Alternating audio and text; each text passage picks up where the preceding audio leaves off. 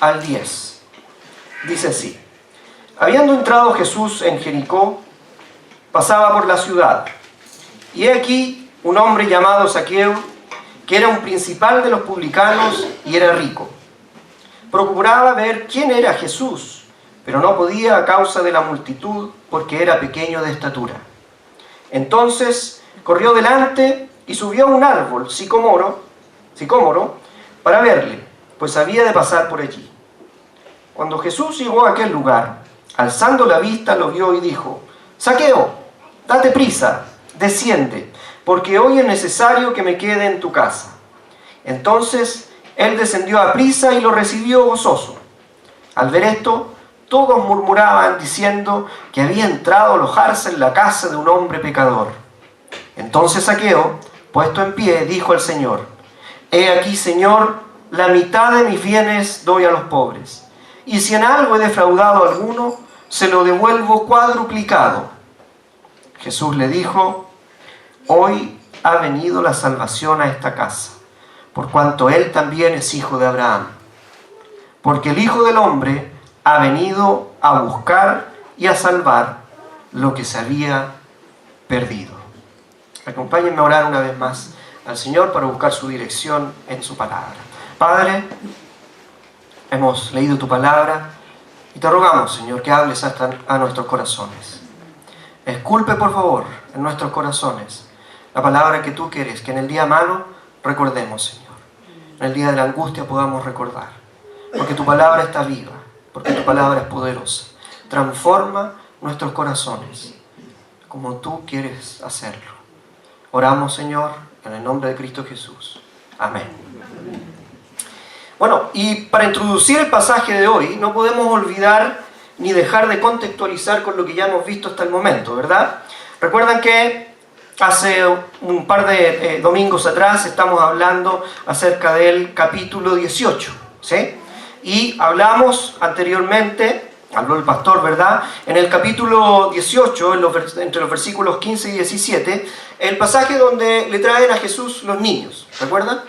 Les traen los niños a Jesús, pero resulta que los mismos discípulos, la gente, los alejaba, ¿verdad? ¿Recuerdan ustedes? Y el Señor les dice: oigan, dejen que los niños vengan a mí, porque de ellos es el reino de Dios. ¿Sí?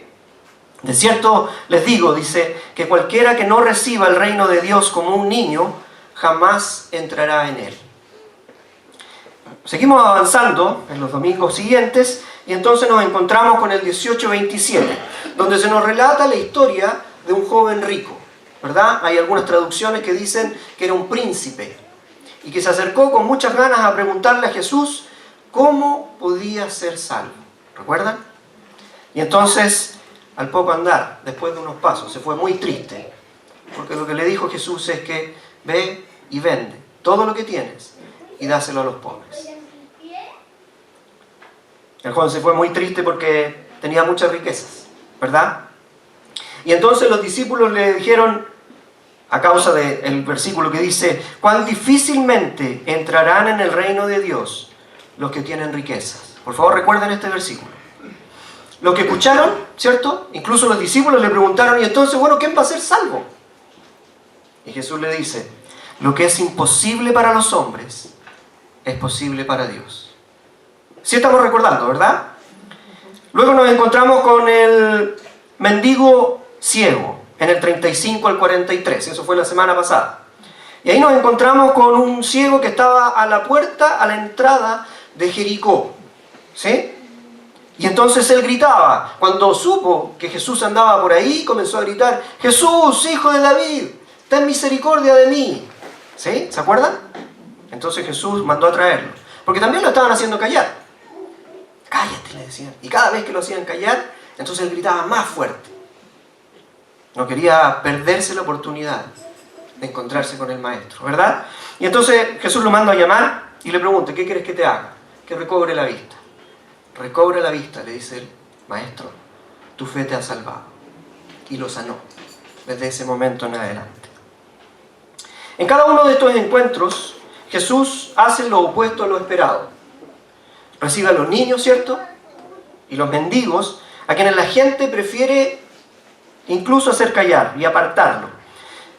pero pone una altísima exigencia sobre el rico, a quien estoy seguro, más de alguno de nosotros estaríamos dispuestos a acoger sin ninguna preocupación.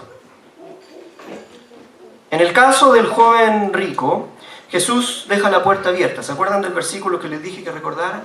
Cuán difícilmente entrarán en el reino de Dios los que tienen riquezas. Esa es la puerta que dejó abierta. Es difícil que los ricos sean salvados, él mismo lo dice, pero Dios les puede salvar. Y aquí está la conexión con lo que estamos viendo hoy día, entre el final del capítulo 18 y el comienzo del capítulo 19, ya que ambos encuentros suceden en Jericó. En el primer encuentro es un mendigo pobre y ciego. En el segundo es un rico sin necesidad aparente, quien también llega a ser salvo. El pasaje que hoy desarrollaremos nos ubica en Jericó, un pueblo prominente económicamente, en el cual Jesús encuentra a Zaqueo, un supervisor de los cobradores de impuestos, quien con curiosidad se acerca a Jesús para verle y conocerle más de cerca. La historia nos cuenta que Zaqueo es un hombre bajito y por lo tanto, y a causa de la multitud, debe subirse a un árbol. Seguramente más de alguno de ustedes recuerda este pasaje, ¿verdad? Y seguramente lo recuerdan con algún corito, alguien por ahí, ¿sí? Siempre se les habla a los niños acerca de esto, ¿verdad? Él era muy bajito. Debe haber sido como de mi porte, más o menos, yo creo. Quizás más bajo, no tan alto como yo. Pero más allá de la caricatura que pudiésemos hacer de Zaqueo por su estatura, o la exclusividad del relato, ya que este relato está solamente en el libro de Lucas, no aparece en ninguna otra parte. Quisiera que pudiésemos ver cómo el Salvador va en búsqueda de los suyos. Y esto entonces nos lleva al título del sermón de hoy: Un Salvador en búsqueda. ¿Lo tenemos acá? Yo pensé que iba a salir. Ahí está. Ahí está. Un Salvador en búsqueda.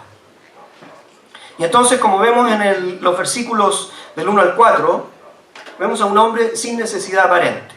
Dice así el versículo: Habiendo entrado Jesús en Jericó, pasaba por la ciudad. Y he aquí un hombre llamado Zaqueo, que era un principal de los publicanos y era rico. Procuraba ver quién era Jesús, pero no podía a causa de la multitud, porque era pequeño de estatura. Entonces corrió delante y subió a un árbol sicómoro para verle, pues había de pasar por allí. Podríamos decir que este pasaje es el principio del fin del ministerio de Jesús y de su propósito en la tierra, ya que su viaje a Jerusalén, recordemos que él ya comenzó en el capítulo 9, 51, comenzó ya su ida a Jerusalén, y está pasando por Jericó, que queda en el camino, ¿sí? Jericó, como decía anteriormente, es una ciudad adinerada, es un centro de comercio creciente, ocupa un lugar estratégico junto a la carretera de Jerusalén y un cruce del río Jordán. Sus habitantes exportaban dátiles y balsámico, dice Barclay, un estudioso de los hechos de la Biblia. La ciudad tenía relaciones comerciales con Damasco, con Tiro y Sidón hacia el norte, y Cesarea y Jope al occidente, y Egipto hacia el sur. Herodes el Grande y su hijo Arquelao la habían hecho muy hermosa, edificando un gran palacio invernal, un teatro y un hipódromo. Algunas de las calles principales estaban bordeadas por sicómoros. Estoy haciendo todo esto para que nos hagamos una figura de cómo era la ciudad. No era una ciudad cualquiera, era una ciudad rica. Era una ciudad que el comercio la sostenía muy bien y la había hecho crecer mucho. Y esto es para que podamos entender en el contexto en el que Zaqueo se desenvuelve. Zaqueo tiene una profesión poco amigable y, por qué no decirlo, detestable para la época, ¿sí? Y miren lo interesante acerca de los relatos bíblicos. Siempre hay un contraste. ¿Sabe usted lo que quiere decir Zaqueo? Zaqueo quiere decir justo, inocente. Así que, ¿se imaginan ustedes lo extraño que era ver a un cobrador de impuestos, oye, allá viene el justo, sabiendo cómo eran los cobradores de impuestos de la época. ¿Sí? Y más aún, Lucas nos da más luces cuando dice que es un principal de los publicanos. Y la palabra que ocupa ahí en el original es arquitelones o argitelones, que el vocablo arc quiere decir que es un regidor, es un supervisor. Por lo tanto, él no es solamente un cobrador de impuestos. Él supervisa a los cobradores de impuestos. ¿Sí? Como sabemos y ya hemos visto en capítulos anteriores, hemos hablado acerca de lo que eran los publicanos, ¿verdad? Lo vimos en el 3.12, lo vimos con Leví, ¿recuerda usted? Él también era un publicano. Pero la posición que tiene Zaqueo es superior. Los romanos entonces contrataban a los publicanos para recaudar los impuestos en los pueblos y las regiones. Y por tener ese negocio, los publicanos deben pagar una tarifa no menor. Fíjese que funcionaba de esta manera. El publicano debía pagar los impuestos a priori y luego él recuperaba los dineros de parte del pueblo. Y es por eso que comienzan estas trampas y estas ganas de ganar más y más cada vez, porque ese era su negocio. Entonces él iba y pagaba a los romanos, pero él luego tenía que retribuirse todo lo que pagaba. Y el sistema era más cruel aún, porque si el recaudador de impuestos pagaba más impuestos, el recaudador recibía mucho más dinero. Así que si alguien quería ganar dinero, tenía que ser deshonesto, tenía que cobrar más impuestos, ¿verdad? Y este es el ambiente donde se mueve Zaqueo. Esta es la profesión que tiene Zaqueo. ¿Sí? Entonces, como decía, solían ser personas ricas y con altos estatus, que mediante terceras personas se encargaban de recaudar todos los impuestos que pudiera, sea como sea. Así que Zaqueo se nos presenta como el encargado de recolectar los impuestos de todo el distrito tributario de Jericó y de sus alrededores, una de las 3 oficinas de impuestos principales de Palestina. Las otras 2 estaban ubicadas en Cesarea y Capernaum. En esta visión, lo más probable es que Zaqueo se rodea de un círculo de amigos que incluía suboficiales romanos, a los cuales era lógico que contrataran los cobradores de impuestos. Pero la posición de Zaqueo, por supuesto que él no contrataba soldados rasos, sino que suboficiales. Gente que también era atraída por su riqueza. Sin duda, Zaqueo era un hombre sin necesidad, al menos no por lo menos económica, ¿verdad? Pero volvamos al relato. Dice que Zaqueo era bajito, nos cuenta la Escritura, ¿verdad? Y desea ver a Jesús y a causa de la multitud no puede verle. Hay una historia que cuenta un pastor, dice que hay 2 seminaristas que están hablando acerca de estos 2 pasajes, del anterior, el 37:43, donde se muestra el ciego, y de Zaqueo. Entonces están discutiendo y uno de ellos le dice, oye, ¿viste que aquí hay 2 ciegos? ¿Cómo 2 ciegos? El primero era el ciego mendigo que estaba pidiendo. ¿Y cuál es el segundo? El segundo es Zaqueo, Zaqueo el ciego. ¿Cómo Zaqueo el ciego? Sí, ¿ves que dice? Procuraba ver quién era Jesús, pero no podía. No sirve. No podía ver. Una mala interpretación de la Escritura, ¿verdad? Bueno, la historia nos dice que corre, ¿verdad?, a un árbol para treparlo. Y fíjense cómo debe haber sido de intenso el deseo de querer conocer a Jesús. Y yo me imagínense a cualquiera de las autoridades, no vamos a poner ningún nombre, pero imagínense a cualquiera de las autoridades de hoy en día que esté entre medio de la multitud y se suba a un árbol. Tiene que ser muy grande el deseo de Zaqueo para dejar atrás su temor al ridículo, para dejar atrás el que le vayan a decir algo, ¿verdad? El que se pueda caer. Eso me llama mucho la atención. Recordemos que él es el principal supervisor de los publicanos y que esta posición le pone en una posición de respeto, de autoridad, aunque sea impuesta, pero sí la tenía, ¿verdad? Sin embargo, en esta ocasión Zaqueo se expone a sí mismo y se abre camino entre la multitud. Se expone al ridículo que significa para un adulto subir a un árbol y asimismo hallar la atención debido a su baja estatura. Aún así, Zaqueo está decidido a ver al Maestro. ¿Será que las riquezas ya no le satisfacen a Zaqueo? ¿Será que la posición social no le llena?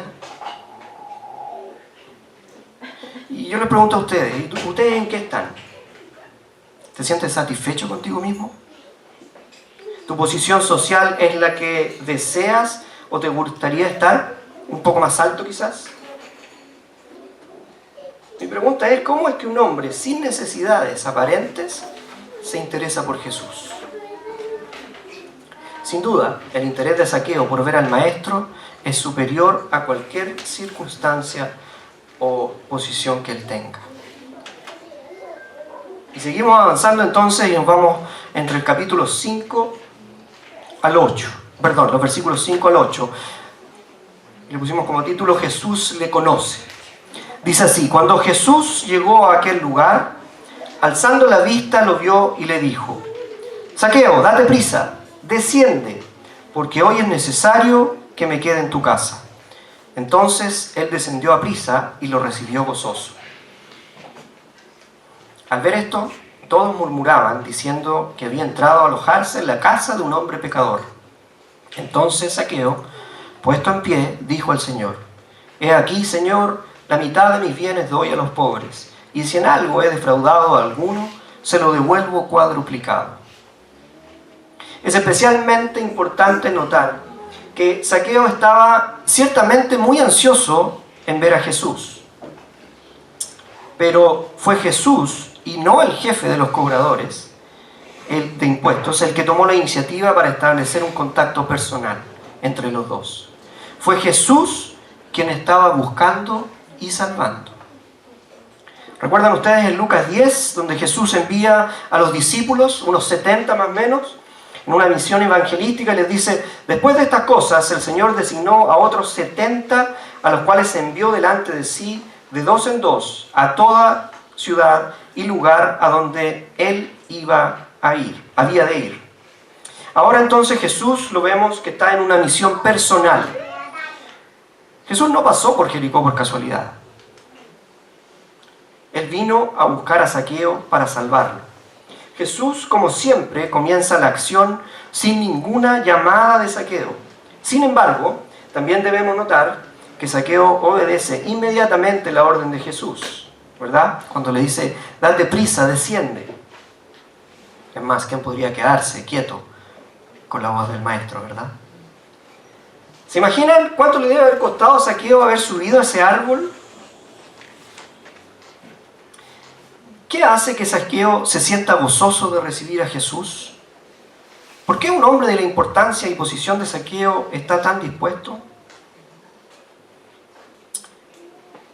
Y si esto te lo pregunto a ti, ¿qué tan interesado estás en que Jesús te visite? Si hoy está pasando por tu camino, ¿te gustaría que te llamara como lo hizo con Zaqueo?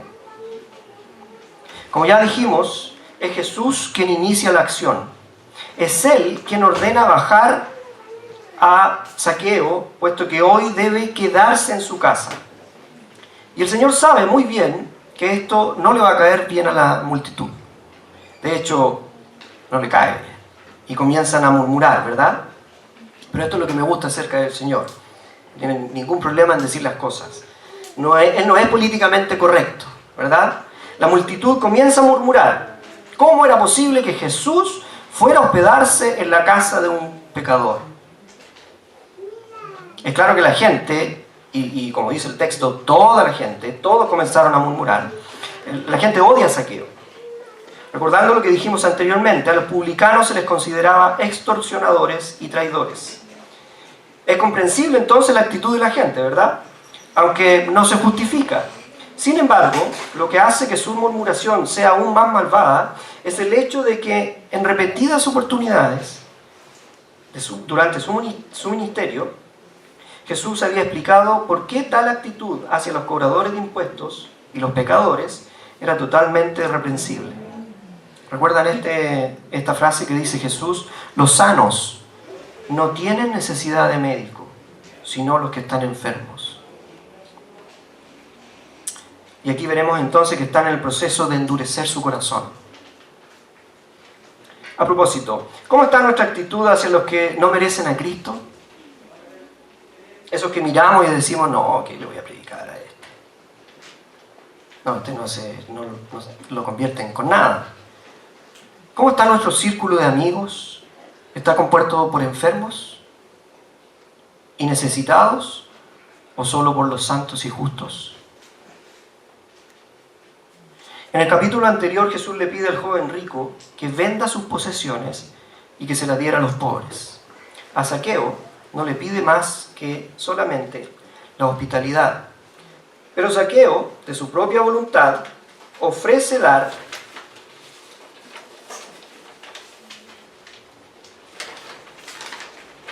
lo malo de los papeles, la mitad de su riqueza a los pobres, ¿verdad? Y restituir 4 veces a cualquiera que haya defraudado.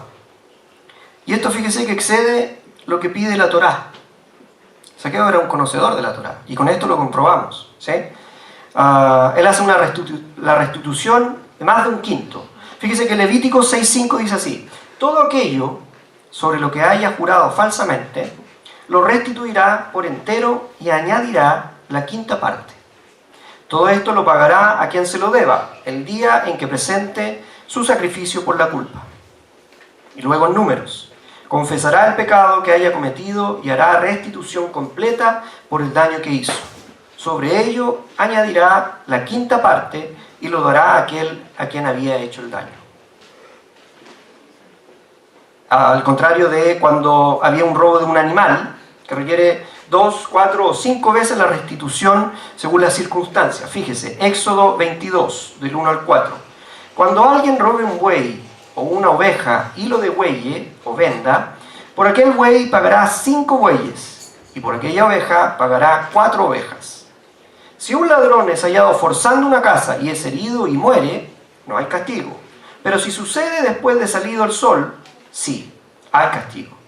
Al ladrón le corresponde hacer restitución, y si no tiene con qué, será vendido por lo que ha robado. Y si lo robado es hallado vivo en su poder, sea buey, asno u oveja, pagará el doble.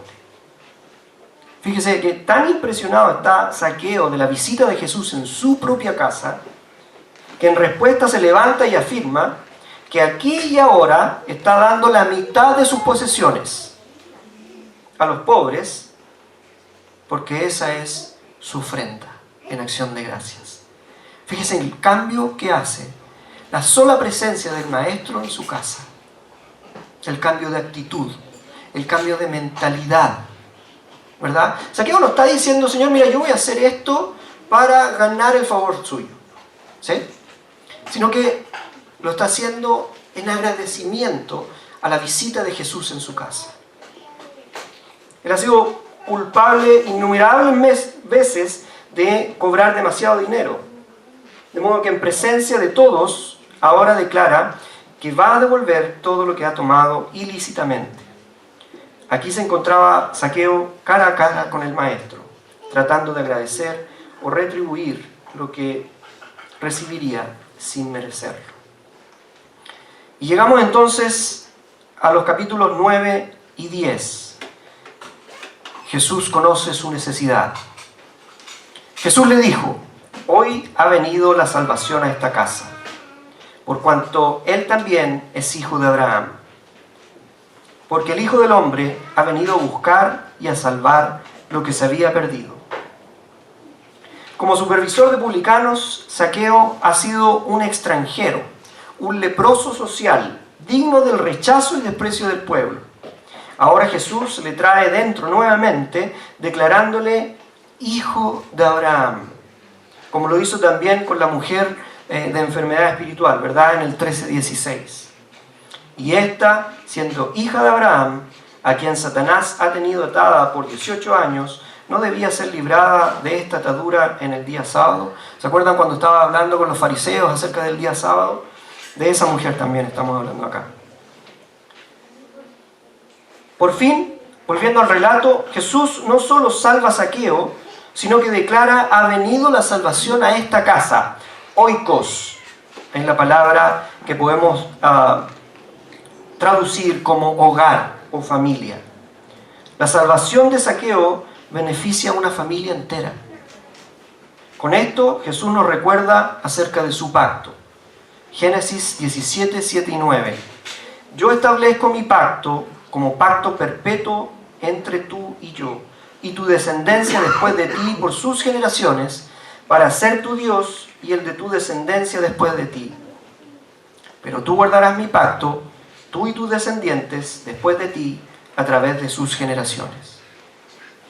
Y en Hechos 2:39, porque la promesa es para ustedes, para sus hijos y para todos los que están lejos, para todos cuantos el Señor nuestro Dios llame. Es que Jesús trae salvación no solo a individuos o personas solas, sino a toda una familia, a toda su familia. Es cierto que es requisito que cada uno responda a la edad de discernimiento o al momento en que es confrontado, como sucedió con Zaqueo, quien sin buscarlo se encontró con el Salvador. Termina este pasaje diciendo: porque el Hijo del Hombre ha venido a buscar y salvar lo que se había perdido. El Salvador busca salvación para sus hijos, aunque estos sean asesinos, como lo fue en su tiempo David, sean mentirosos, como sabemos del relato de Abraham, o estafadores, como Zaqueo o Leví. Este es un misterio, cómo el Señor puede amarnos aún a pesar de nosotros. A través del Evangelio de Lucas hemos visto cómo el Salvador está en búsqueda de lo perdido. Vimos acerca de la oveja perdida, ¿recuerdan? En el capítulo 15. Ahí están todos los perdidos: la oveja perdida, la moneda perdida, los hijos perdidos. Al ser encontrados hubo gran regocijo. El Salvador ha proclamado su misión principal: buscar y salvar a los que estaban perdidos. El verbo buscar implica que es Jesús quien toma la iniciativa. Igual que el pastor tomó la iniciativa para encontrar a la oveja perdida, podemos estar seguros que cuando Zaqueo trepó el árbol para ver a Jesús, Jesús ya estaba buscando al que se había perdido. Zaqueo no había buscado a Jesús, fue Jesús quien le había buscado y encontrado. El mismo que en unos pocos días va a poner su vida por las ovejas, incluyendo la de Zaqueo. ¿Te sientes perdido en este mundo? ¿Piensas que no hay remedio y que nada puede salvarte? ¿Crees que tu pecado es tan grande que ni Jesús puede perdonarlo? ¿O por el contrario, piensas que aunque has pecado, no mereces el infierno o la separación total del Maestro? Déjame decirte que Jesús está buscando a sus hijos. Algunos serán encontrados sobre un árbol como Zaqueo, otros en un campo, pero el Maestro no descansará hasta encontrarte a ti, que estás cansado, harto y desolado. Él vino a los enfermos de este mundo y no a los sanos, a los perdidos y no a los justos. Un Salvador en búsqueda es lo único que tú y yo necesitábamos. Oremos.